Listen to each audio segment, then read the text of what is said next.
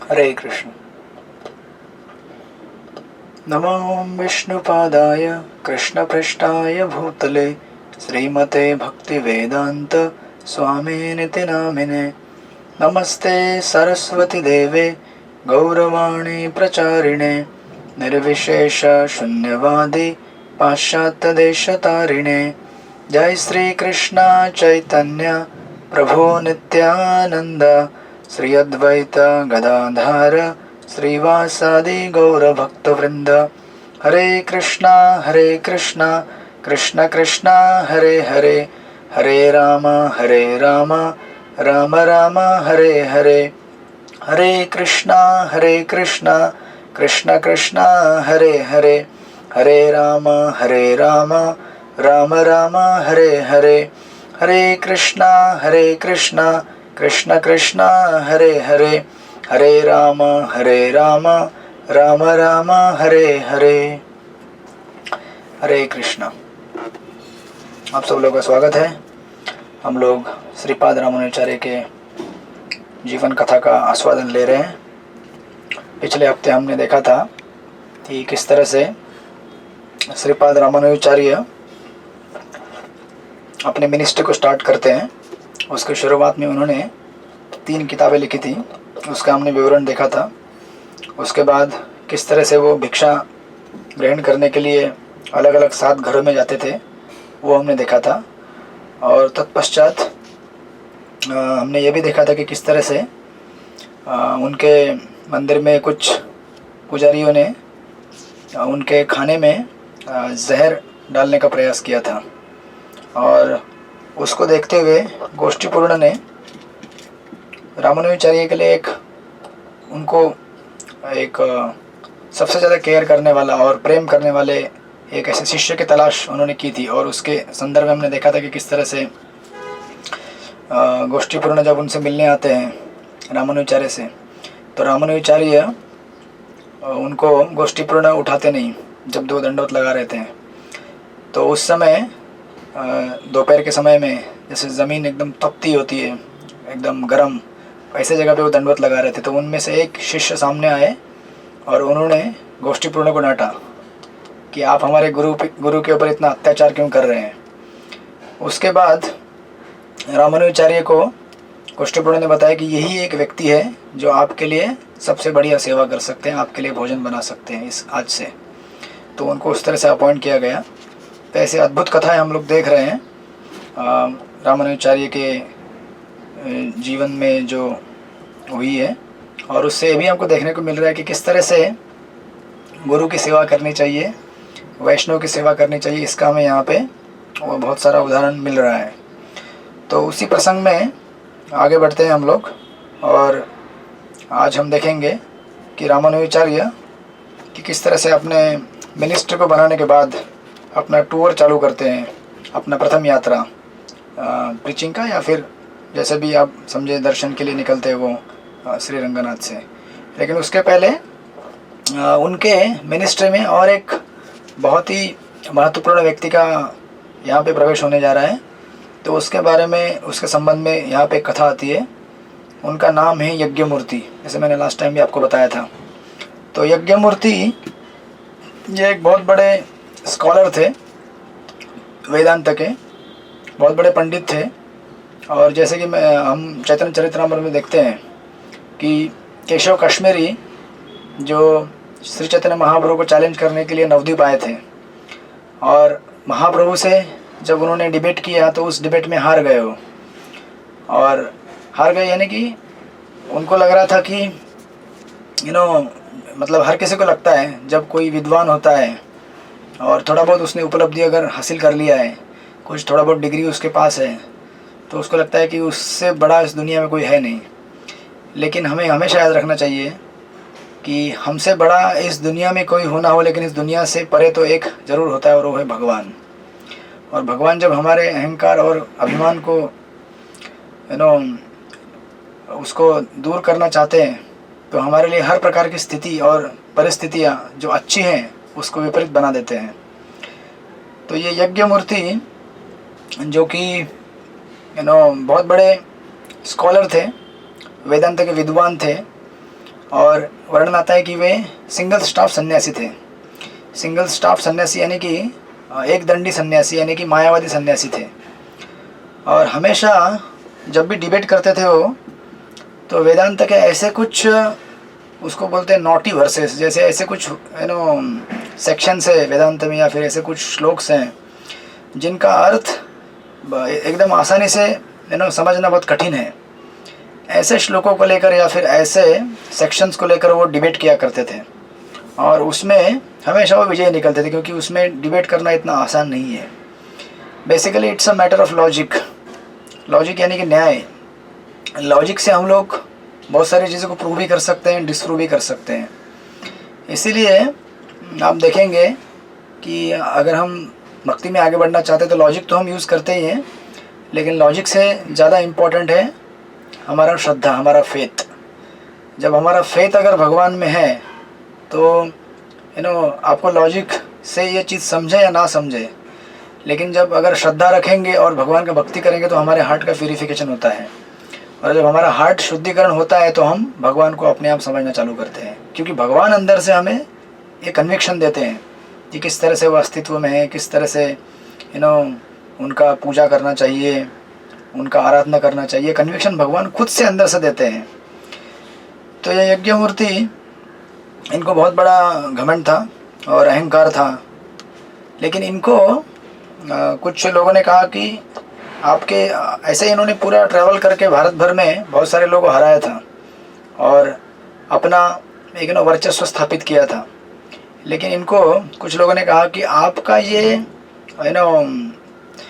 इस तरह से जो विजय है, यात्रा है, या फिर आपने जो विजय प्राप्त किया है दर्शन शास्त्र के ऊपर, या फिर आपके इस पर्टिकुलर मायावाद सिद्धांत के ऊपर, इसको तब तक हम लोग नहीं मान सकते जब तक आप श्रीरंगम जाके श्रीपाद रामानुज आचार्य उनसे जब तक आप डिबेट नहीं करते और उनको डिबेट में जब तक नहीं हराते, तब तक आपको हम लोग नहीं मान सकते कि आप इतने ऊपर बड़े चढ़े हुए हैं। तो आप देखिए, ये भगवान का हमेशा का लीला है। ऐसे तो भगवान हमेशा जिस किसी भी जीव को घमंड होता है, उस घमंड को दूर करने के लिए हमेशा प्रयास करते हैं, क्योंकि यही एक चीज़ है जो हमें भगवान से दूर रखती है। अब चाहे यज्ञमूर्ति हो या केशव कश्मीरी हो, उनके लिए ये बड़ी बड़ी विश्व भर प्रसिद्ध होंगे, तो उनका अपना एक लेवल का अहंकार है, और हम लोग हो सकता है छोटे छोटे लेवल पे हो, हमारा अपना एक अहंकार रहता है, हमारे छोटे स्तर का अहंकार। लेकिन अहंकार चाहे छोटा हो या बड़ा हो, वो हमेशा भगवान को प्राप्त करने के लिए बहुत बड़ा बाधा है। इसलिए आप देखेंगे प्रभुपाद हमेशा कोट किया करते थे सिकंदर का स्टोरी के ऊपर। सिकंदर एक बार जब लूटपाट करते हुए आगे बढ़ रहे थे, तो किसी व्यक्ति से मिले, तो उस व्यक्ति ने उस सिकंदर को कहा कि आपने सुना होगा प्रभुपाद का फेमस कोट है कि चाहे हीरा चोर हो या खीरा चोर हो, वो चोर चोर ही होता है, चाहे छोटा चोर हो या बड़ा चोर हो, तो इस तरह से हमारा अहंकार छोटा हो या बड़ा हो, वो अहंकार होता है, और उससे हमें भगवान को प्राप्त करना बहुत कठिन है। इसलिए चैतन्य महाप्रभु भी हमेशा क्या कहते हैं अपने शिष्टाष्टकम में, तृणादपि सुनिचय न तरोरपि सहिष्णु न अमानि न मान देन कीर्तनीय सदा हरि, कि हमें अगर हमेशा कीर्तन करते रहना है तो हमको अपने अहंकार को दूर करते हुए जो भी हमें इस जगत में अपमान मिलेगा उसको सहन करना चाहिए, और खुद मान की भावना न रखते हुए दूसरों को मान देना चाहिए। इससे आपका भजन सरलता से चलता रहेगा, क्योंकि इस दुनिया में मान आपको हमेशा नहीं मिलेगा। आप भले कितने भी अच्छे हों, कितने भी धार्मिक हो, कितने भी पुण्यवान व्यक्ति हो, लेकिन इस जगत में आपको ऐसे लोग मिलेंगे जो आपकी सत्ता को नकारेंगे। तो वैसे हम सत्ता इस्टेब्लिश नहीं करना चाहते हैं, हम तो भगवान की सत्ता को इस्टेब्लिश करना चाहते हैं, लेकिन फिर भी भगवान की सत्ता को स्थापित करते हुए भी उस मार्ग में भी आपको ऐसे लोग मिलेंगे जो भगवान की अवहेलना करेंगे, आपकी अवहेलना करेंगे। उस समय हमें नम्र रहकर जितना कम से कम डिबेट करके उससे निकल सकते हैं उसमें से निकल जाना चाहिए, अगर डिबेट करना भी पड़े तो इस तरह से यहाँ पे एक योजना है भगवान की। तो यज्ञमूर्ति ये जब सुनते हैं कि जब तक मैं श्रीरंगम जाके श्रीपाद रामानुजाचार्य इनको डिबेट में नहीं हराता तब तक मैं बड़ा वेदांती नहीं कहलाऊँगा। तो ये अपने पूरे बैंड के साथ, बैंड मतलब इनके सारे डिसाइपल्स, चेले लोग, और बहुत सारा बुक्स बहुत सारी किताबें। ये एक बड़े किसी स्कॉलर का एक पहचान होता है ना कि बहुत सारे किताब होते हैं, उसके पास बहुत सारे चेले लोग होते हैं। इन सब को लेकर श्रीरंगम पहुंच जाते हैं और श्रीरंगम में जाकर अपने स्टाइल में, अपने अहंकार में रामानुजाचार्य को कहते हैं कि मैं यहाँ पे आपसे डिबेट करने के लिए आया हूँ और आपसे मैं डिबेट करना चाहता हूँ वेदांत के ऊपर, शास्त्र के ऊपर। तो अभी इतना सुनने के बाद श्रीपाद रामानुजाचार्य ये न्यायमूर्ति को कहते हैं कि हम लोग डिबेट करेंगे, लेकिन इस डिबेट में हमें कुछ तो दांव लगाना चाहिए कि इसमें कोई अगर जीतेगा, कोई हारेगा, तो कुछ तो दांव लगा होना चाहिए, तो उससे और इसमें आनंद आएगा, मज़ा आएगा, डिबेट करेंगे तब। तो रामानुजाचार्य खुद कहते हैं, सबसे पहले कहते हैं कि अगर न्यायमूर्ति कहते हैं, वो कहते हैं कि अगर इस डिबेट में मैं अगर हार गया, यज्ञमूर्ति कहते हैं कि अगर इस डिबेट में मैं हार गया तो मैं आपके संप्रदाय को स्वीकार करूंगा, यानी कि श्री संप्रदाय को। ये शर्त रखते हैं। और रामानुजाचार्य कहते हैं कि ठीक है, आप अगर ऐसा कहते हैं तो मैं भी ये कह रहा हूँ कि अगर मैं इस डिबेट में हार गया तो मैं अपना मिनिस्ट्री छोड़ दूंगा। यानी कि बेसिकली श्री संप्रदाय का जो उन्होंने स्टार्ट किया था मिनिस्ट्री का, बोले कि मैं सब छोड़ दूंगा और निवृत्त हो जाऊंगा इससे, और इसको छोड़ के दूर कहीं चला जाऊंगा। तो उन दोनों में फिर डिबेट चालू हो जाता है। और डिबेट, दोनों बड़े बड़े दिग्गज हैं। ये डिबेट एक नहीं, दो नहीं, लगभग 18 दिन तक चलता है। अब देखिए 16 दिन तक जब डिबेट चल रहा है, फर्स्ट 16 डेज, तो कुछ पता नहीं चल रहा है कौन जीत रहा है कौन हार रहा है। ऐसा लगता है दोनों समान हैं। जैसे जरासंध और भीम, उनकी लड़ाई 28 दिनों तक चली थी ना, तो उनमें भी कुछ पता नहीं चल रहा था कि कौन जीत रहा है कौन हार रहा है। तो उस समय भीमसेन भगवान से कहते हैं कि मुझे तो लगता है कि मैं नहीं हरा सकता जरासंध को। तो भगवान बोलते चिंता मत करो, इसकी युक्ति भी मेरे पास है। और ऑफकोर्स दूसरे दिन भगवान फिर भीमसेन को इशारा करते हैं कि लकड़ी को ऐसा ऐसे लकड़ी रहती है ना, ऐसे वाई शेप की, उसको बीच में से तोड़ कर कहते हैं कि उसको अपने जांघों से फाड़ दो, क्योंकि उसका जन्म कैसे हुआ है, 2 जांघों को जोड़ के हुआ है, मतलब अलग अलग 2 शरीर टुकड़े एक साथ जोड़ के बना हुआ है। तो ऑफकोर्स वो कथा भागवत में है, महाभारत में आप पढ़ेंगे तो आपको समझेगा वहाँ पे। उस तरह से जरासंध का जरासंध हार जाता है उस युद्ध में। तो उस प्रकार यहाँ पे 18 में से 16 दिन कुछ पता नहीं चलता है कि लड़ाई किस तरफ जा रही है, डिबेट। लेकिन 17वें दिन एक अद्भुत चीज़ घटती है, एक घटना होती है। 17वें दिन जब उनको दोनों डिबेट के लिए आ जाते हैं और डिबेट चालू हो जाता है, रामानुजाचार्य उस दिन यज्ञमूर्ति इनको हरा नहीं पाते। 17वें दिन में देखा जाता है कि यज्ञमूर्ति का पलड़ा भारी हो गया है और रामानुजाचार्य कम गिर रहे हैं। और रामानुजाचार्य बहुत बेचैन है और रामानुजाचार्य एकदम ऐसा लग रहा है कि हार जाएंगे, अभी इस अवस्था में पहुंच गए हैं। जब यज्ञमूर्ति इसको देखते हैं, देखिए ये जो थोड़े कूटनीतिक लोग होते हैं ना, मतलब थोड़े कनिंग जो लोग होते हैं, धूर्त और कपटी, ये लोग किस तरह जानते हैं कि किस तरह से सामने वाले को छलना चाहिए। तो यज्ञमूर्ति क्या करते हैं, देखते हैं कि रामानुजाचार्य आज उनको कुछ आर्गुमेंट सूझ नहीं रहा है उनका काउंटर करने के लिए। यज्ञमूर्ति को उनको समझ में नहीं आ रहा है कि किस तरह से आंसर दिया जाए यज्ञमूर्ति के सवालों का, और काफ़ी डिफ़िकल्टी में है, काफ़ी परेशान है। तो यज्ञमूर्ति अपना अहंकार दिखाते हुए, चलो ठीक है तुमको छोड़ दिया आज के लिए, ऐसा काइंड ऑफ थिंग, ऐसा करके वो कुछ बोलते नहीं और उनको ऐसा देखकर उस सभा में से निकल जाते हैं, बोलते हैं छोड़ दिया आज के दिन, देखते हैं कल। अब रामानुजाचार्य यज्ञमूर्ति की इस चीज़ को देखकर काफ़ी चिंता में आते हैं और अपने वापस जब मिनिस्ट्री में जाते हैं, मॉनेस्ट्री में, अपने आश्रम में उस रात को, तो काफ़ी दुखी हैं और चिंता में हैं। लेकिन आप जानते हैं हमेशा कि भक्त जब भी हमेशा संकट में होता है या फिर उसे किसी जीवन के प्रश्न सताते हैं, तो उसका उत्तर उसे या तो गुरु से मिलता है या भगवान से मिलता है। और चूँकि रामानुजाचार्य स्वयं इतने महान भगवान के भक्त हैं और भगवान से उनका इतना निकट संबंध है, तो जब अपने महल में वापस जाते हैं आश्रम में, तो आश्रम में जाकर अपने आप को एक कमरे में बंद कर देते हैं, उनका जो भी निजी कमरा था, और अपने आराध्य इष्टदेव जिनका उन्होंने कांचीपुरम में पूजा आराधना किया था, भगवान वरदराज, उनसे प्रार्थना करने लगते हैं, वरदराज से। और वरदराज से प्रार्थना करते हुए कहते हैं कि बड़े दुख में कहते हैं कि thus in agony, holy God, I a weak mortal am repulsed in the fight। कहते हैं कि मैं इतना कमज़ोर व्यक्ति हूँ, मॉर्टल यानी कि मर्त्य व्यक्ति, जो इस जगत में जन्म लेता है तो उसका मृत्यु होता है। कहते हैं कि मैं बहुत ही कमज़ोर पड़ गया हूँ और मुझे समझ में नहीं आ रहा है कि क्या आंसर दूँ मैं यज्ञ मूर्ति के उन सारे सवालों का। कहते हैं कि thy cause can never be repulsed, a cause which has been established on the earth of your. कहते हैं कि आपने आपके प्रभुत्व और आपकी सत्ता को जिस प्रकार इस दुनिया में एस्टेब्लिश किया है, वो इस तरह से नष्ट नहीं हो सकता। देखिए, ये भक्त का एक हमेशा एक स्पेशलिटी रहता है।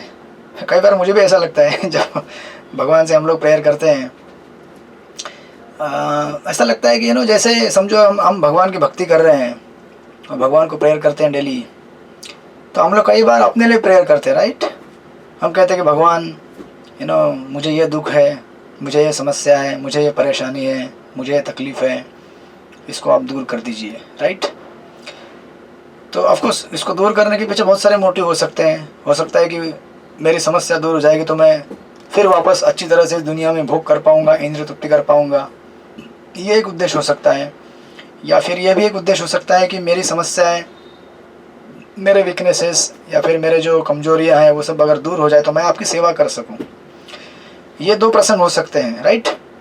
इसके अलावा हम अभी यहाँ पे रामानुचार्य ऐसा कह रहे हैं, कभी मैं भी ऐसा सोचता हूँ, समटाइम्स हम भी कभी सोचे होंगे ऐसा, ये भक्त का भाव होता है।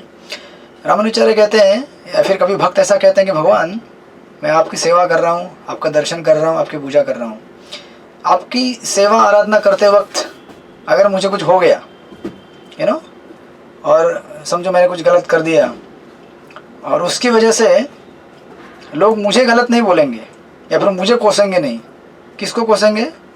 आपको कोसेंगे बोलेंगे कि ये व्यक्ति उस भगवान की पूजा कर रहा था, उस भगवान की आराधना कर रहा था इतना डेडिकेटेडली, इतना प्रेम से, लेकिन भगवान भी उसको नहीं बचा रहे।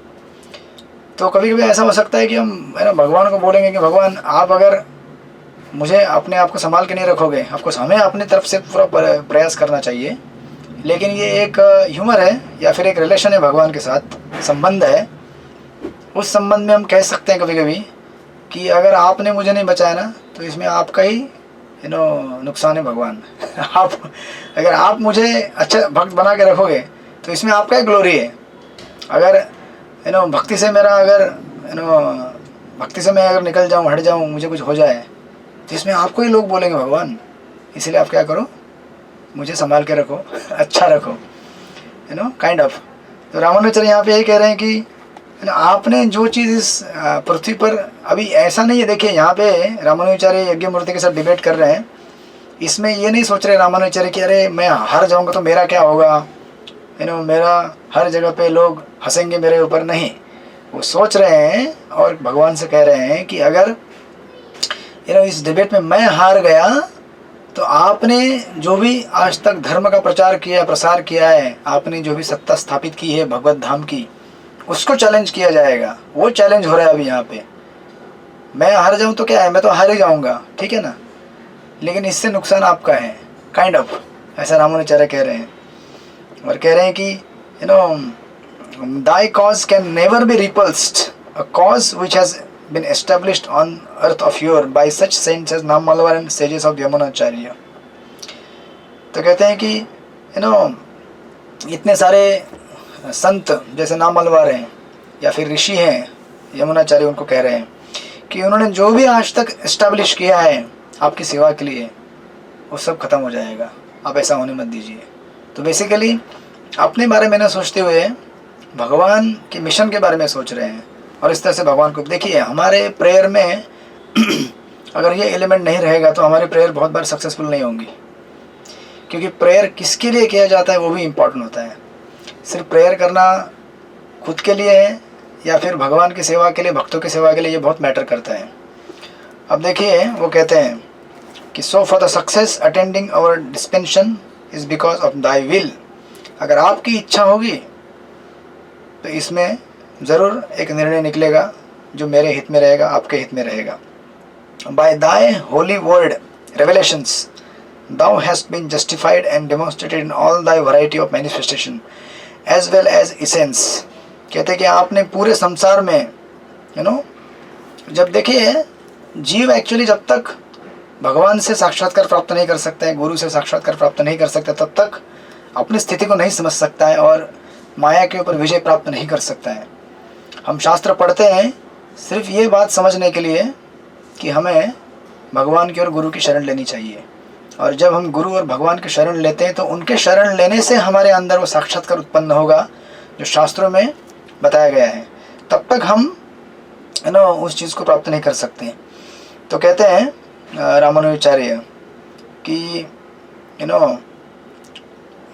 Now it hath please thee to pitch for a false prophet on thy word stage and let him dance. कहते हैं कि आपकी इच्छा से ही वो इतना डांस कर रहे हैं। जब तक भगवान किसी को सैंक्शन नहीं करेंगे, इवन कोई भगवान के अगेंस्ट बोल रहा है तो भी भगवान के ही परमिशन से बोल रहा है। भगवान के सैंक्शन के बिना कुछ चीज़ होता ही नहीं इस दुनिया में। तो जब भगवान सैंक्शन करते हैं तभी वो चीज़ होता है, राइट। तो भगवान को ब्लास्फेम करने वाला भी भगवान की कृपा से ही बोल रहा है। अब उसके अलग अलग पर्पज़ हैं, किस पर्पज़ के लिए वो चीज़ होती है।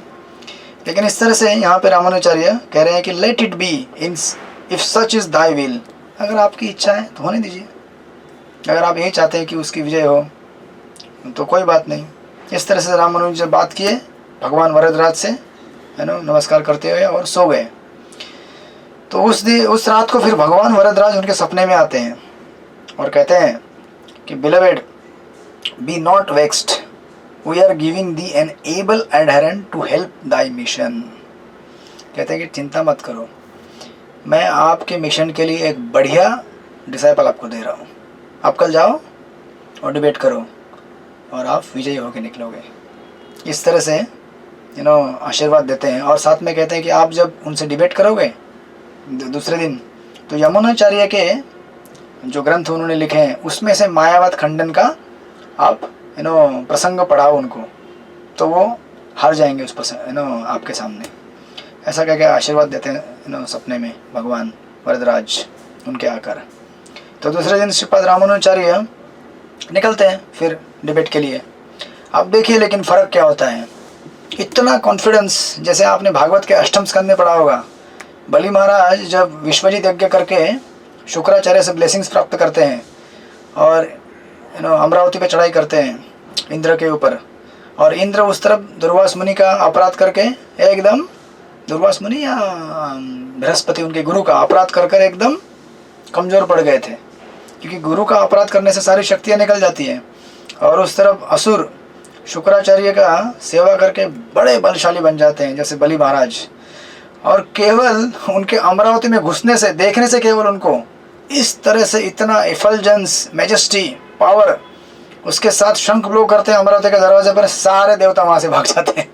देखिए आज तो हम इनका सामना ही नहीं कर सकते उनका पावर देखकर। उसी तरह से यहाँ पे आप देखेंगे रामानुजाचार्य जब उस हॉल में एंट्री करते हैं, उस हॉल में एंट्री करते ही यज्ञमूर्ति देखते हैं, अरे कल मैंने इनको किस अवस्था में छोड़ा था और आज किस अवस्था में मेरे पास आए हैं। कल इतना मोरोज, इतना नेगेटिविटी और इतने कमज़ोर, लेकिन आज देखो इनका रुतबा। कह रहे हैं कि Ramanuja's dignified manner, stately gait and glory of countenance struck terror into him. तो डर गए पूरा यज्ञमूर्ति, बोले इतना तेज और इतना कॉन्फिडेंस, बस इतना देखकर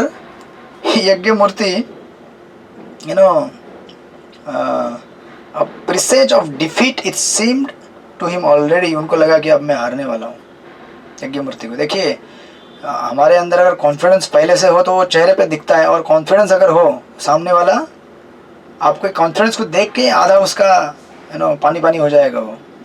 उस तरह से जब रामानुचार्य को इस अवस्था में देखते हैं वो, तो ऐसा सोच रहे, जैसे समझ रहे जैसे कि कोई हाथी के ऊपर बैठ के एकदम बड़े हथियारों के साथ और सब बड़े प्रोसेशन के साथ कैसे आते हैं लोग अटैक करने के लिए, ऐसा यज्ञमूर्ति को लग रहा है।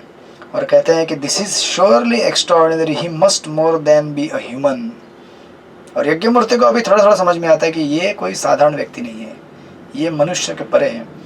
ऐसा सोचते हुए यज्ञमूर्ति रामानुचार्य की तरफ बढ़ते हैं और तुरंत उनके चरणों में जाके गिर जाते हैं। देखिए कितना बड़ा चमत्कार हो गया। और डिबेट स्टार्ट भी नहीं हुआ, डिबेट हुआ भी नहीं, लेकिन रामानुचार्य के कॉन्फिडेंस को देखते हुए, उनके उत्साह को देखते हुए यज्ञमूर्ति उधर ही पानी पानी हो गए पूरा, और उनके चरणों में गिर जाते हैं और कहते हैं कि sir no more words between us, बस हो गया, अभी हमारे बीच में कोई डिबेट नहीं होगा। I pray, I confess, I am beaten. कहते कि मैं हार गया, मैं नहीं जीता हूँ आपसे। तो इतना कहने के बाद रामानुचार्य कहते हैं कि अरे लेकिन मैंने आपसे ये सब उम्मीद नहीं की थी, आप तो इतने बड़े विद्वान हैं, हमें तो डिबेट करना चाहिए।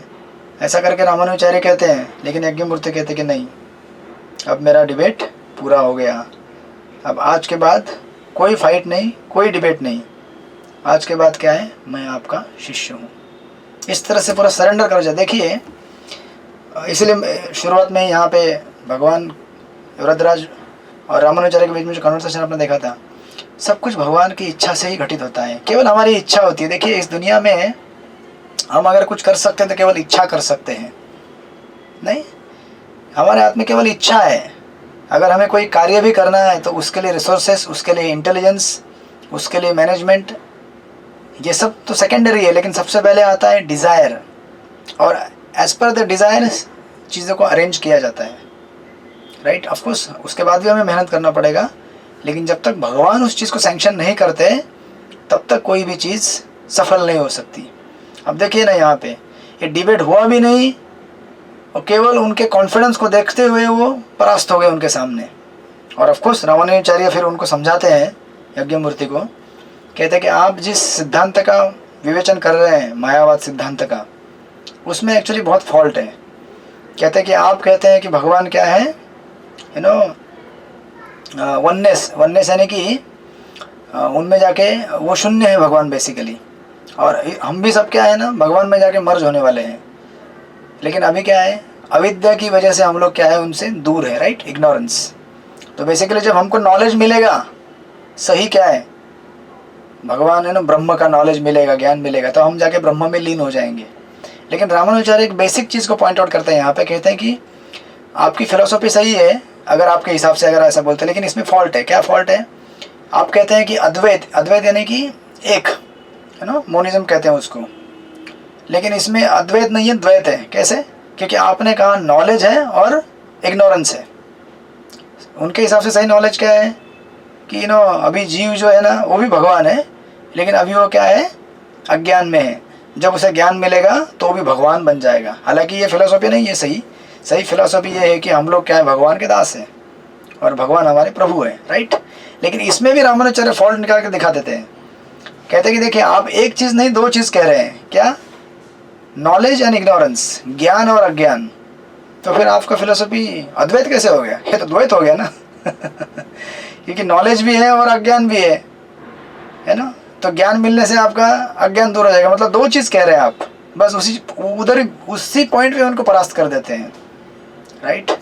मतलब आगे भी बढ़ना नहीं पड़ता उनको। तो ऑफकोर्स तब तक यज्ञमूर्ति उनको सरेंडर कर चुके हैं, और यज्ञमूर्ति फिर रामानुचार्य फिर उनको स्वीकारते हैं, उनको अपने संप्रदाय में यज्ञमूर्ति को लेकर जाते हैं और उनको दीक्षा कराते हैं श्री वैष्णव संप्रदाय में, और उनको नाम देते हैं देवराज मुनि या फिर देवव्रत। ऐसा एक सुंदर नाम देते हैं। ये ऐसा नाम देते हैं based on Lord Varadraj, Devvrat या फिर देवराज ये वरदराज से संबंधित नाम है, क्योंकि वरदराज की वजह से इनको क्या हुआ, सफलता मिला रामानुचार्य को इनको कॉन्कर करने में। तो इस तरह से रामानुजाचार्य के मिनिस्टर में अब क्या हो गया, पहले से कुरेश थे, दाशरथी थे, उसके बाद ये इतने बड़े विद्वान ऐड हो गए उनमें, और ये वैष्णव, बड़े वैष्णव बन जाते हैं, ये देवव्रत या फिर देवराज। और एक्चुअली क्या होता है, इसके बीच में बहुत सारे और शिष्य आते हैं और रामानुजाचार्य को सरेंडर करते हैं। ऐसे 2-3 नाम दिए गए यहाँ पे, तो ऑफकोर्स वो तमिल में नाम है, मैं पढ़ूंगा नहीं उनका। अंडन अद्वान एंड अनंतसूरी, इच्चन, तंडनर तंबी और मरुडूर नंबी, ऐसे करके 4-5 ये डिसाइपल्स हैं जो डिसाइपल बनने के लिए एक्चुअली रामानुजाचार्य के पास आते हैं। तो रामानुजाचार्य उनको कहते हैं कि आप इनके पास जाओ, देवव्रत के पास जाओ, यज्ञमूर्ति जो उनका दीक्षा हो गया है। तो देवव्रत कहते हैं कि एक्चुअली क्या है, एक बड़ा व्यंग्य करते हैं वो, जब रामानुजाचार्य उनको उनके पास भेजे, जाओ उनसे दीक्षा ले लो। अभी तो वो वैष्णव बन गए। तो देवव्रत कहते हैं कि Ramanuja was thus trying to hang heavy stones on the neck of a poor sparrow. कहते हैं कि मैं तो एक छोटा सा चिड़िया हूँ, मेरे गले में इतने बड़े बड़े पंछियों को पत्थरों को माला बना के डाल रहे हैं। बेसिकली कह रहे हैं यज्ञमूर्ति कि मैं तो केवल उनका एक छोटा सा सेवक हूँ, रामानुजाचार्य इतना बड़ा ऑनर मुझे दे रहे हैं इनको दीक्षा दिलाने के लिए, लेकिन वो इन सारे शिष्यों को कहते हैं कि देखो मैं कुछ भी नहीं हूँ, रामानुजाचार्य सब कुछ है, मुझे भूलोगे तो भी चलेगा लेकिन उनको कभी मत भूलना, है ना, असली गुरु वही है और वही हम सबको संभाल रहे हैं, ऐसा करके कहते हैं। तो इस तरह से रामानुजाचार्य का मिनिस्ट्री बढ़ जाता है और इतने अच्छे सुंदर सुंदर डिसाइपल्स उनको मिलते हैं, जिनको लेकर अभी वो उनका पहला टूर चालू करेंगे। तो इसके बाद एक नेक्स्ट चैप्टर चालू होता है, 13वां चैप्टर, रामानुजा's फर्स्ट टूर। तो रामानुजाचार्य अपने इस संप्रदाय को बढ़ाने के लिए और इसका और प्रचार आगे करने के लिए अपना पहला टूर निकालते हैं। उसके पहले एक प्रसंग दिया गया है, एक बार श्रीरंगम में बैठकर रामानुजाचार्य अपने शिष्यों के साथ दिव्य प्रबंध में से नाम मलबार के कुछ श्लोक पढ़ रहे थे, कविता पढ़ रहे थे। तो उसमें तिरुपति का वर्णन आता है, वेंकट भगवान श्रीनिवास का, तिरुपति बालाजी का। तो उस वर्णन का आते ही रामानुजाचार्य वहाँ पे रुक जाते हैं और कहते हैं कि तिरुपति में कोई जाना चाहता है क्या? अब सारे शिष्य वहाँ बैठे हैं और कहते हैं कि आप में से कौन तिरुपति जाएगा और भगवान श्रीनिवास के लिए एक सुंदर गार्डन बनाएगा और गार्डन बना के रोज भगवान को फूल अर्पण करेगा। कौन करेगा? ऐसे कॉमन ओपन क्वेश्चन दे दिया। तो उसमें से एक डिसाइपल हाथ खड़ा करते हैं, उनका नाम है अनंत आचार्य। तो हाथ खड़ा करते बोलते हैं मैं जाऊंगा और वहाँ पे जाके गार्डन बनाऊंगा सुंदर। तो रामानुजाचार्य उनको वहाँ से फिर रवाना करते हैं तिरुपति के लिए। देखिए स्पॉन्टेनियस सर्विस, तुरंत सेवक भी तैयार, और उनको भेजा जाता है। और बाद में ऑफकोर्स उनकी उनसे मुलाकात होगी अगले प्रसंग में जब हम देखेंगे। तो ये अनंत आचार्य उनका परमिशन लेकर तिरुपति जाते हैं और वहाँ पे जाकर सुंदर भगवान श्रीनिवास के लिए गार्डन बनाते हैं, फूल, और रोज़ उनका नित्य सेवा रहता है, गार्डन की देखभाल करना और फूलों को भगवान की सेवा में अर्पण करना। ये एक छोटा सा प्रसंग उसके पहले दिया है। तो उसके बाद रामानुजाचार्य एक बार भगवान श्री रंगनाथ के पास जाते हैं और भगवान रंगनाथ से प्रार्थना करते हैं कि मैं अब एक्चुअली कांचीपुरम और बाकी जितने भी तीर्थ स्थान हैं, तिरुपति, इन सबको विज़िट करना चाहता हूँ, दर्शन करना चाहता हूँ, मैं टूर पे जाना चाहता हूँ, आप कृपया मुझे परमिशन दीजिए। तो भगवान रंगनाथ उनको परमिशन देते हैं, लेकिन कहते हैं कि जल्दी आ जाना, ठीक है, आप जा सकते हो लेकिन जल्दी आ जाओ, ऐसा कह के उनको विदाई देते हैं उनको। अब रामानुजाचार्य सबसे पहले जब निकलते हैं तो हस्त सहस्त्र ग्राम करके एक जगह है, हस्त सहस्त्र ग्राम, वहाँ पे आते हैं। और एक सुंदर रोचक कथा यहाँ पे आती है, आपने कई बार सुनी भी होगी शायद। यहाँ पे उनके 2 शिष्य हैं उस गांव में रहने वाले, एक का नाम था यज्ञेश और एक का नाम था वरदराय। ये 2 डिसाइपल थे। तो यज्ञेश जो था, यज्ञेश ये बहुत ही अमीर शिष्य था, भरपूर धनवान, और जो वरदराय था वो बहुत ही गरीब शिष्य था। तो रामानुजाचार्य जब उस गांव से गुजरते हैं तो उनको पता है कि इस गांव में मेरे 2 शिष्य रहते हैं। तो रामानुजाचार्य अपने 2 भक्तों को कहते हैं कि जाओ यज्ञेश के घर में जाओ और उनको कहो कि मैं इस गांव में आया हूँ और कुछ समय के लिए यहाँ पे विश्राम करना चाहता हूँ। तो ये 2 वैष्णव शिष्य निकलते हैं यज्ञेश के घर पे जाते हैं, दरवाजे पे आवाज़ देते हैं। आवाज़ देने के बाद दरवाज़ा खुलता है और यज्ञेश बाहर आते हैं और बोलते हैं कि क्या बात है। तो ये बोलते हैं कि गुरु महाराज आए हैं, आपके घर पे रहना चाहते हैं। तो यज्ञेश क्या करते हैं, इन दोनों को देखते ही नहीं।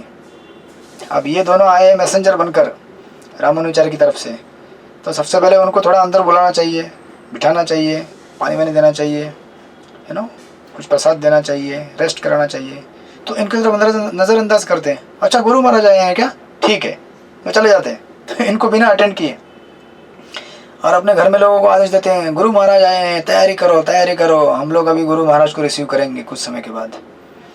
तो ये दोनों अटेंडेंट, ये जो सेवक थे रामानुचार्य के, ये समझ जाते हैं कि इसका थोड़ा अभी आपको उनके लिए नहीं सोच रहे हैं। तो ये थोड़े अभी देखिए ना, आप अगर किसी के पास जाएं कुछ इनविटेशन लेकर और आपको ठीक से ट्रीटमेंट भी ना दिया जाए, आपको कैसा लगेगा, ये। और आपके लिए नहीं, क्योंकि आप गुरु को रिप्रेजेंटेटिव करके जा रहे हैं ना, आप रिप्रेजेंटेटिव हैं आपके गुरु के। तो ये दोनों एकदम मुंह लटकाए हुए वापस रामानुचार्य के पास जाते हैं और सारा प्रसंग बताते कि ऐसा ऐसा हुआ, हम गए थे तो उसने तो हमको अंदर आने के लिए भी नहीं बोला, अंदर बिठाया भी नहीं, पानी भी नहीं दिया, ऐसे ही हमको बोला कि मतलब ध्यान ही नहीं दिया कुछ बिल्कुल भी। तो रामानुचार्य समझ जाते हैं कि ये क्या कर रहा है, वैष्णव की अवहेलना कर रहा है, मतलब वैष्णव को ध्यान नहीं दे रहे, वो केवल गुरु बनाने के लिए बनाया है मेरे को। देखिए ये बहुत बड़ा सिद्धांत यहाँ पे दे रहे हैं कि हम अगर अपने गुरु से प्रेम करते हैं तो हमें अपने गुरु भाइयों से या फिर गॉड सिस्टर या गॉड ब्रदर, यानी कि अपने गुरु महाराज के बाकी जो शिष्य हैं उनसे भी उतना ही प्रेम करना चाहिए हम जितना गुरु से करते हैं। तो गुरु को प्रसन्न करना है, इसका मतलब ये नहीं कि केवल गुरु की तो सेवा करनी ही होती है, गुरु हमारे लिए सब कुछ है, लेकिन गुरु ये सहन नहीं करेंगे कि आप बाकी भक्तों की निंदा करते हैं, बाकी भक्तों को मान सम्मान नहीं देते हैं। जैसे देखिए आपके घर में अगर 2 बच्चे हैं तो अगर आप दोनों से प्रेम करते हैं तो दोनों को इक्वल ट्रीटमेंट देना चाहिए ना, राइट। या फिर समझो आप किसी घर में जाते हैं, या फिर प्रभुपाद का एक फेमस एग्जांपल है love my dog before loving me. अगर समझो रास्ते में कोई कुत्ता घुमाने, आजकल कुत्ता घुमाने लेके जाते हैं ना बहुत सारे लोग तो अगर आप जो कुत्ता घुमाने के लिए आदमी आया है उस ओनर को, डॉग के ओनर को आप सलाम करेंगे और कुत्ते को पत्थर मारेंगे तो चलेगा क्या, नहीं ना उस व्यक्ति का हार्ट उस कुत्ते में रहता है, ये उतना प्रेम करता है उससे, राइट। तो कुत्ते को अच्छा ट्रीटमेंट देंगे और भले कभी कभी कुत्ते के उस मालिक को उतना ट्रीटमेंट नहीं देंगे तो भी वो खुश हो जाता है, वाह क्या बात है, बहुत प्रेम करता है मेरे कुत्ते से, चलो मैं भी तुमसे प्रेम करता हूँ। तो उसी प्रकार जब हम भगवान के भक्तों से अगर जितना प्रेम करते उतना उनके जो गुरु हैं उन दोनों को उतना ही ट्रीटमेंट देना चाहिए। हालांकि गुरु हमारे लिए सर्व पूजनीय है, लेकिन उनके शिष्य जो हमारे गॉड सिस्टर गॉड ब्रदर हैं उनको भी हमें उतना ही सम्मान देना चाहिए, अदरवाइज हमसे क्या होता है, वैष्णव अपराध हो सकता है। तो यहाँ पे ये रामानुचार्य इस बात को समझते हैं और कहते हैं कि ठीक है तुम किसके पास जाओ, दूसरा जो मेरा शिष्य है वरद राय उसके पास जाओ, ठीक है, और उसको कहो कि गुरु महाराज आए हैं और रेस्ट करना चाहते हैं, तुम्हारे इधर प्रसाद लेना चाहते हैं, विश्राम करना चाहते हैं। तो यज्ञेश को छोड़कर अब ये दोनों शिष्य वरद राय के पास जाते हैं और उनके पास जाने के बाद कहते हैं कि गुरु महाराज आए हैं और आपसे मिलना चाहते हैं। अब इस समय देखिए रामानुचार्य उनके साथ में हैं, दोनों शिष्य और ये रामानुचार्य दरवाजे पे नॉक करते हैं। आवाज़ देने के बाद वरद राय के घर से कुछ रिस्पॉन्स नहीं आता है। उस समय क्या होता है, उनके जो पति रहते हैं वो बाहर भिक्षा मांगने के लिए गए होते हैं, क्योंकि गरीब है ना बहुत, तो भिक्षा मांग के निर्वाह करते हैं। और उनकी पत्नी घर पे रहती है, लेकिन पत्नी आवाज़ ही नहीं देती, रिस्पॉन्स नहीं आता घर से जब दरवाजे पे आवाज़ देते हैं। तो थोड़ी देर के बाद 3 तालियों का आवाज़ आता है। अब देखिए ये हिंट था, इंडिकेशन था, रामानुचार्य साथ में थे उनके, ये 3 तालियों का इंडिकेशन था कि उनके शरीर पे इतने भी कपड़े नहीं थे कि वो दरवाज़ा खोल के उनको स्वागत कर सके, मतलब इतनी गरीबी थी उनके घर में। रामानुचार्य समझ जाते हैं स्थिति को और रामानुचार्य क्या करते हैं, अपना उत्तरीय जो रहता है, उत्तरीय वस्त्र वो निकाल के फेंकते हैं।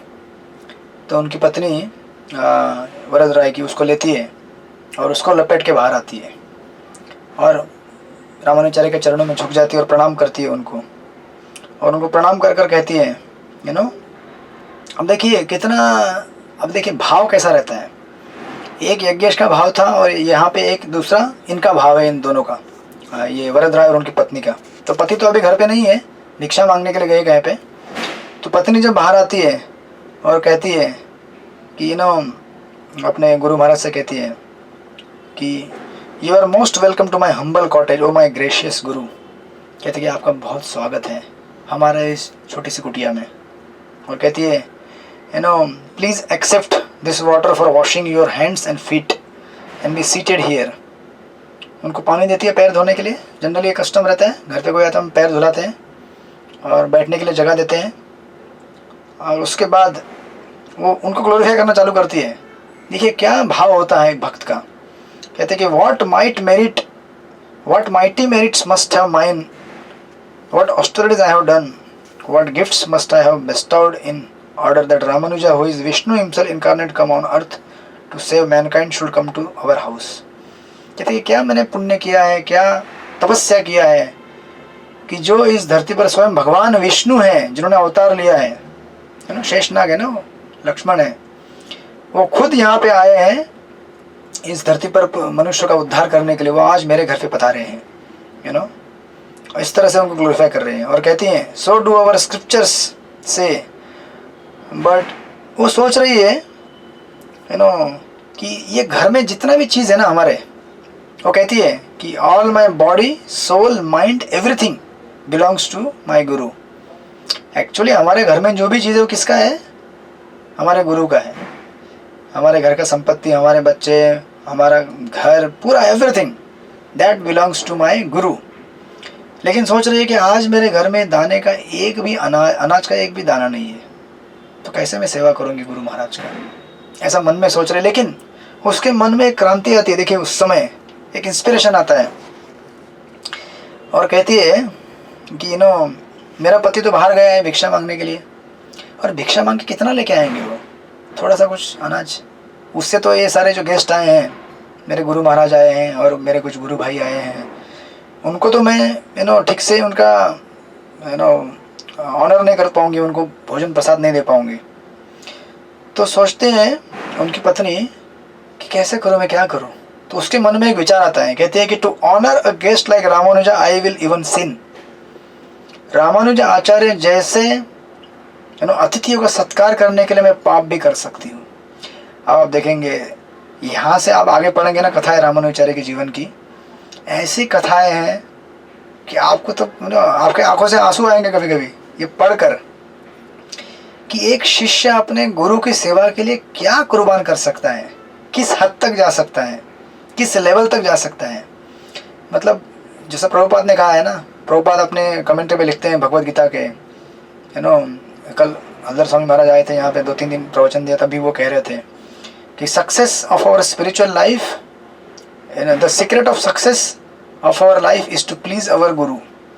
गुरु को आपने प्रसन्न किया, आपका जीवन यशस्वी हो गया, सक्सेसफुल हो गया।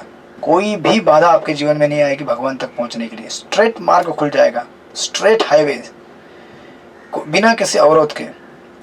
तो ये उनकी पत्नी सोच रही है कि रामानुजाचार्य की सेवा करने के लिए मैं कोई भी पाप कर सकती हूँ, जो घर में कुछ दाना नहीं था। अब क्या पाप है देखिए, उसके लिए वो एक प्रसंग भी बताते हैं शास्त्र का। आपने सुना होगा तिरुमंगे आलवार का, जिन्होंने डकैत करके यू नो, श्रीरंगम के कथाओं में आता है, ये अलवारों के कथाओं में, ये तिरुमंगे अलवार करके अलवार हैं।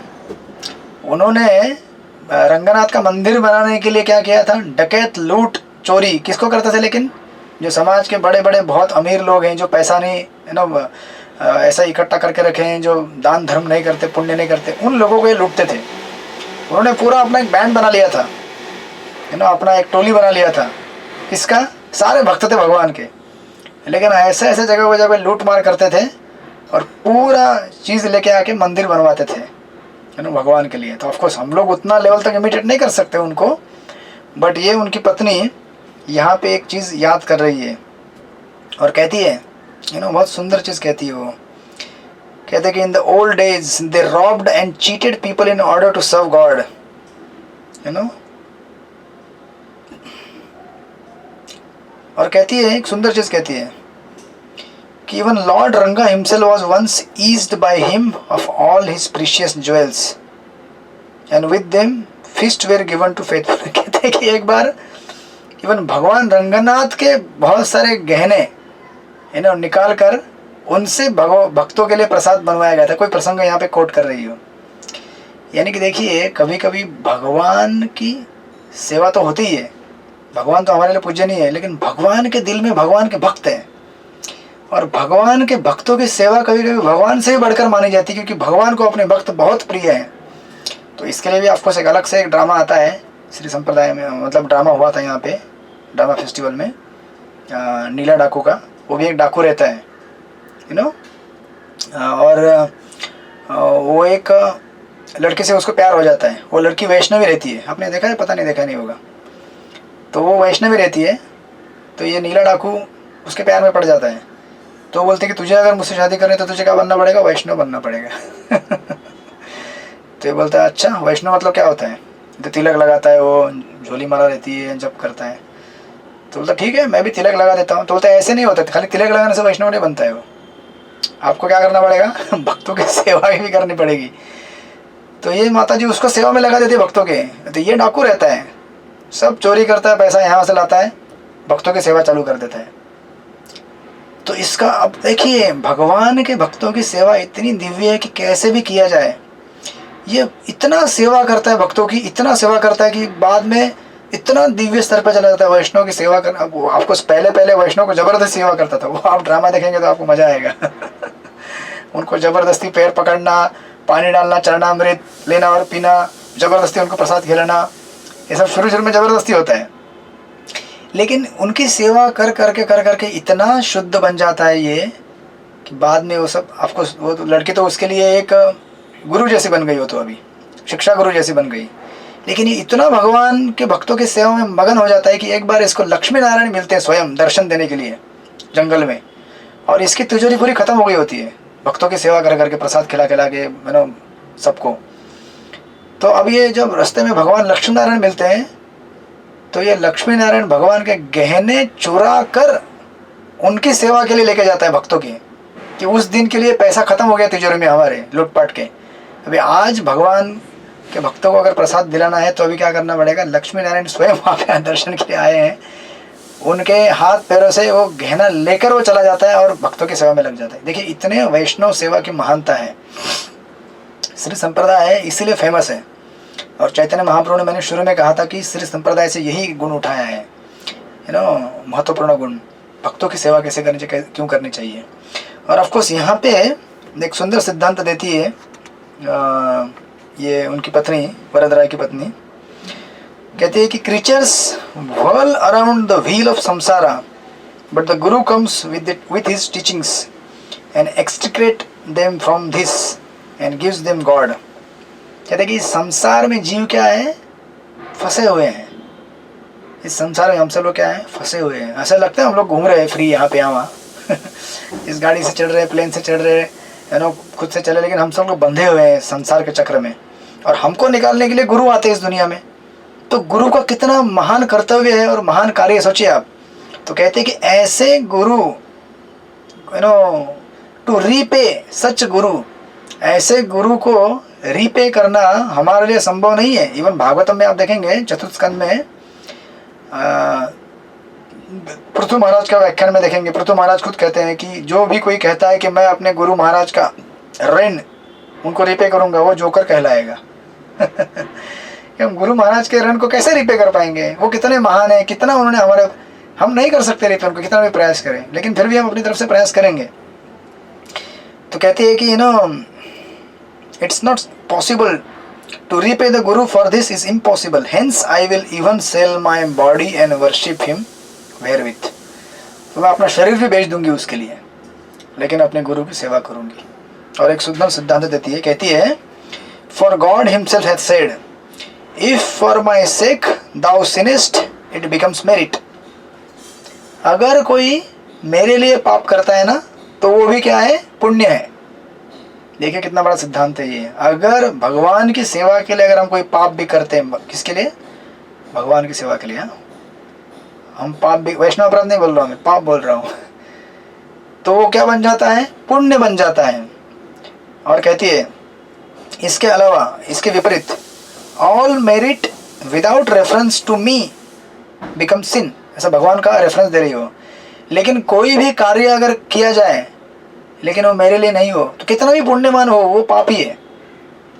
कितना बड़ा सिद्धांत है देखिए। भगवान के लिए जो भी कार्य किया जाता है अगर उसमें कुछ पाप भी इन्वॉल्व है तो वो पुण्यवान बन जाता है। और ऐसा कार्य जो ऐसा लगेगा आपको कि कितना पुण्यमयी कार्य कर रहा हूँ मैं, लेकिन अगर भगवान से संबंधित नहीं है तो सबसे बड़ा पाप है वो। जैसे आप देखेंगे चैतन्य चरितामृत में श्री चैतन्य महाप्रभु के एक शिष्य थे, पर्सनल सर्वेंट थे, गोविंदा करके। तो एक बार चैतन्य महाप्रभु जनरली जब आफ्टरनून में लंच लेते थे, लंच लेने के बाद गोविंदा उनको मसाज करते थे जब तक भगवान को नींद नहीं आती थी महाप्रभु को। तो एक बार चैतन्य महाप्रभु प्रसाद लेने के बाद दरवाज़ा रहता है ना घर का, उस घर के दरवाजे के दरवाजे पर ही लेट जाते हैं। अब गोविंदा उनको मसाज करने के लिए आना है उनको, तो लेकिन अभी अंदर रूम के अंदर जाना है तो भगवान को क्या करना पड़ेगा? लांग को जाना पड़ेगा ना महाप्रभु को। तो क्या करते हैं, अपना उत्तरीय वस्त्र जो रहता है भगवान को भी डाल देते हैं, उनको लांग के अंदर जाते हैं। तो अभी लांगना तो पाप होता है ना बहुत बड़ा, लांग नहीं सकते किसी को हम, अनादर होता है उससे। लेकिन उस दिन क्या करते हैं, वो उत्तरीय वस्त्र उनके ऊपर डाल के अंदर चले जाते हैं और भगवान का मसाज करते हैं। अब लेकिन मसाज करने के बाद अभी गोविंदा का क्या कस्टम था कि भगवान पहले प्रसाद लेते थे, फिर रेस्ट करते थे, उनका मसाज करते थे गोविंदा, और फिर बाद में महाप्रभु के सोने के बाद जाके प्रसाद लेते थे। लेकिन उस दिन जब वो अंदर गए उत्तरीय वस्त्र उनके ऊपर डालकर, तो उनको मसाज करते रहे महाप्रभु सो गए, लेकिन गोविंदा बाहर नहीं आ रहे। बाद में बहुत समय के बाद फिर महाप्रभु जग जाते तो बोलते, अरे गोविंदा तुमने तो प्रसाद नहीं लिया। बोलते कैसे लूँगा, आप तो रास्ते पे सोए हुए थे, तो मैं कैसे जाऊँगा बाहर। तो बोले तुम कैसे अंदर कैसे आए फिर? बोले अंदर तो आपको मैं लांग कर आ गया आपके ऊपर उत्तरीय वस्त्र रखकर। तो बोले बाहर जाते समय भी ऐसा ही करना था ना, मेरे ऊपर वस्त्र डालते थे चले जाते। बोले ऐसा कैसे कर सकता हूँ मैं। फिर वो गोविंदा बोलते हैं कि आपकी सेवा के लिए कितना भी पाप मुझे लगे चलेगा, कितना भी मुझे पाप करना पड़े चलेगा, लेकिन मेरे इंद्रिय तृप्ति के लिए मैं पाप नहीं कर सकता। देखिए सेम सिद्धांत यहाँ पे जो दे रही है ना, यहाँ पे जो ये ना उनकी वरद राय की पत्नी दे रही है। तो महाप्रभु गदगद होते हैं, अपने भक्तों को ऐसे कई लीला है चैतन्य महाप्रभु यहाँ पे हर एक भक्त से ऐसे उनके अद्भुत गुणों को प्रकट करते हैं। तो यहाँ पे यही चीज़ बता रहे हैं कि भगवान की सेवा के लिए हम कुछ भी कर सकते हैं, उसमें पाप होगा तो भी चलेगा, लेकिन भगवान की सेवा प्योरली। लेकिन अपनी इंद्रिय तृप्ति के लिए हम कुछ भी नहीं कर सकते, वो पाप बन जाता है वो। ऐसा सोचकर वो कहती हैं, therefore I shall have recourse to the rich merchant of this place. तो क्या होता है ना, उस जगह में एक व्यापारी रहता है, उस व्यापारी की उनके ऊपर एक गलत नज़र रहती है इस वैष्णव के ऊपर। तो ये सोचती है कि आज मैं इस व्यापारी के पास जाऊंगी और उसको कहूँगी कि आज मेरे गुरु महाराज आए हैं और उनकी सेवा के लिए मुझे जो भी ज़रूरी है चीज़, उस चीज़ के लिए आप क्या करो मुझे, अभी 5 बज गया और हम जा सकते हैं 5 मिनट और 5 minutes more. Yes okay thank you. तो ये उस व्यापारी के पास जाती है और व्यापारी को कहती है कि मेरे गुरु महाराज आए, उनकी सेवा करनी है मुझे, मेरे घर में कुछ भी अनाज नहीं है, आप आपको जो भी इच्छा है मेरे शरीर के साथ, आपका जो भी आकर्षण है उसको आप पूरा कर लीजिएगा बाद में, लेकिन आज आप मुझे क्या कीजिए, मेरे गुरु की सेवा के लिए कुछ बर्तन अनाज मुझे दीजिए। ऐसा कहकर वो उस मर्चेंट के पास चली जाती है।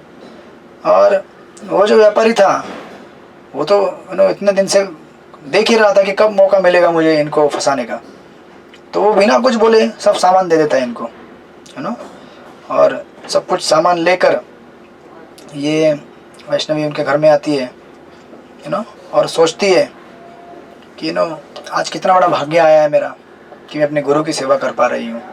अच्छा घर में आती है तो रामानुचार्य देखते हैं, रामानुचार्य देख रहे हैं कि कि पूरा सामान और सबके चीज़ों के साथ आ गई है। घर में आकर सुंदर प्रसाद बनाती है सबके लिए, सबको भोजन परसती है, और ये सब रामानुचार्य देख रहे हैं। अब रामानुचार्य को पता है सब कुछ, लेकिन रामानुचार्य कुछ बोल नहीं रहे हैं। देखिए ये रामानुचार्य अपनी इन लीलाओं से इस प्रकार ये अद्भुत गुण प्रकट कर रहे हैं शिष्य के, कि सेवा के खातिर हम किस हद तक जा सकते हैं। अगर गुरु की सेवा हो, वैष्णव की सेवा हो, भगवान की सेवा हो, तो इतना सब उनको भोजन वगैरह कराती है, उनको ठीक से बिठाती है। रामानुचार्य बहुत प्रसन्न होते हैं, उनको आशीर्वाद देते हैं। अब उसके बाद कुछ समय बाद वरद राय, उनके जो पति हैं, वो घर पे आते हैं भिक्षा लेकर। तो देखते हैं अरे गुरु महाराज घर पे आए हैं, सब घर पे आए हैं, और तब तक वो एक दूसरे साइड में आराम कर रहे होते हैं सारे वैष्णव वगैरह। और उनकी पत्नी से पूछते हैं कि अरे गुरु महाराज आए हैं तो उनके लिए कुछ करना है। वो पत्नी पूरा बता देती है मैंने क्या क्या कर लिया अभी तक। बोलती है मैंने जाके उस व्यापारी से इस प्रकार सौदा किया, उसने मुझे सब सामान दिया, और मैंने ऐसा सा प्रसाद बना के उनको खिला दिया। तो उनके पति इतने, देखिए वैष्णविज्म की हाइट, मतलब किस हद तक हम गुरु की सेवा कर सकते हैं। उनके पति क्या कहते हैं, देखिए अभी देखिए जनरली एक स्त्री के लिए उसका पतित्व और उसका नारीत्व, सम्मान, उसकी इज्जत सबसे बड़ी चीज़ कहलाई जाती है। उनके पति, मतलब आपको आश्चर्य लगेगा सब पढ़कर, उनके पति कहते हैं उनके पति कहते हैं कि एकदम खुश होकर, वो भी ऐसा नहीं कि दुख में, कहते कि madam said the husband in jubilation, thou art young, thy wits are old. कहते कि तुम ऐसा तो जवान हो, लेकिन तुम्हारी जो बुद्धि है ना, तुम्हारा जो इंटेलिजेंस है ना, वो एक बूढ़े व्यक्ति जैसा है, इतने तुम समझदार हो। कहते हैं कि else how could thou have done such a grand task, otherwise आपने ये इतना महान कार्य कैसे किया होता। कहते हैं कि thou are not a wife, कि आप मेरी पत्नी नहीं हो, आप साक्षात लक्ष्मी हो, यू आर गॉडेसेस। मैं आपके चरणों में झुकता हूँ।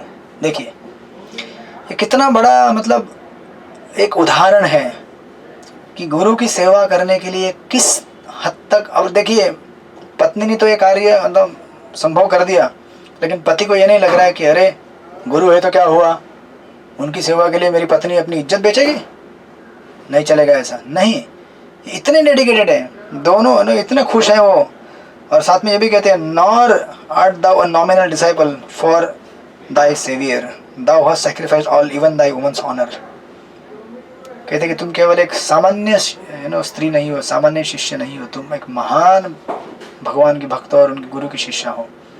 तो मैं आपके चरणों में दंडवत करता हूँ। आपने आपका पूरा सब कुछ न्यौछावर कर दिया गुरु के लिए, क्योंकि शुरू में उन्होंने कहा था ना कि ये घर, ये शरीर, ये मन, ये सब कुछ गुरु का है, ये उनकी सेवा में लगना चाहिए। तो इस तरह से बहुत प्रसन्न होते हैं उनके पति। अब देखेंगे हम लोग अगले सत्र में किस प्रकार फिर आगे जाकर कथा बढ़ती है और रामानुचार्य किस प्रकार उन सब का उद्धार करते हैं। तो ऐसे अद्भुत कथाएं हैं। अब यहाँ से आगे जैसे हम पढ़ते जाएंगे ना, ऐसे कथाओं का वर्णन आएगा जो आपको पूरा हिला के रख देगा कि वैष्णविज्म क्या होता है, वैष्णव की सेवा का अर्थ क्या होता है, भगवान के भक्तों की सेवा, भगवान की सेवा का अर्थ क्या होता है, किस हद तक जाकर हमें सेवा करनी है अगर उन्हें प्रसन्न करना है, अगर हम उनको सचमुच अपना पूरा लाइफ एंड सोल मानते हैं। तो हम देखेंगे अगली बार। हरे कृष्णा। श्रील प्रभुपाद की जय। श्रीपाद रामानुजाचार्य की जय। वाञ्छा कल्पतरुभ्यश्च कृपा सिन्धुभ्येव च पतितानां पावनेभ्यो वैष्णवेभ्यो नमो नमः। अनंत कोटि वैष्णव वृंद की जय। Hare Krishna. Thank you prabhu for wonderful class. Hare Krishna. हम कल के सत्र में मिलते हैं 4 बजे। हरे कृष्ण। हरे कृष्ण।